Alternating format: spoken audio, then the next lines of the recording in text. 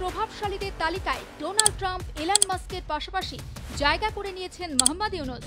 কোনো ভারতীয় নাম নেই, অথচ তালিকায় রয়েছেন বাংলাদেশের অন্তর্বর্তী সরকারের প্রধান উপদেষ্টা।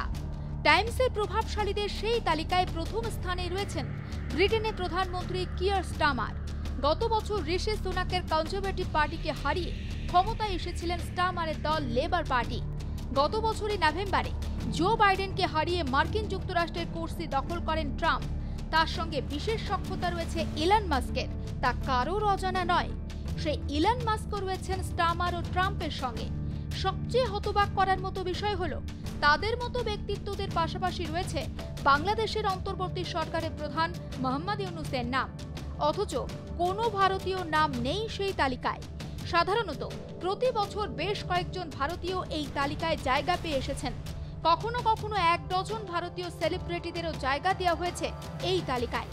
2024 সালে বলিউড অভিনেত্রী আলিয়া ভাট এবং অলিম্পিয়ান কুস্তিগির সাক্ষী মালিকও এই তালিকায় স্থান করে নিয়েছিলেন। তবে এবারে এই তালিকা একেবারেই ভারতীয় শূন্য।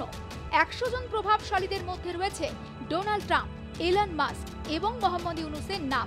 লিডার আইকন, টাইটান্স এবং অভিনেতা, বিভিন্ন ভাগে প্রভাবশালীদের নামের তালিকা ঘোষণা করা হয়েছে প্রত্যেকবারের মতোই।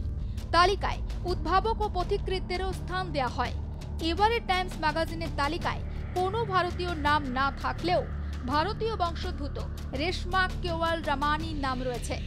যদিও তিনি ভারতীয় নাগরিক নন, কেওয়াল রামানি বর্তমানে ফার্মাসিউটিক্যাল সংস্থা ভার্টেক্সের সিইও। 11 বছর বয়সে তিনি যুক্তরাষ্ট্রে পাড়ি দিয়েছিলেন। বর্তমানে তিনি আমেরিকার বিখ্যাত বায়োটেকনোলজি কোম্পানির সিইও। টাইমস ম্যাগাজিনের এবারের তালিকায় চীনের প্রেসিডেন্ট শি জিনপিং, রুশ প্রেসিডেন্ট ভ্লাদিমির পুতিনের মতো প্রবীণ রাষ্ট্রনেতাদের নাম নেই।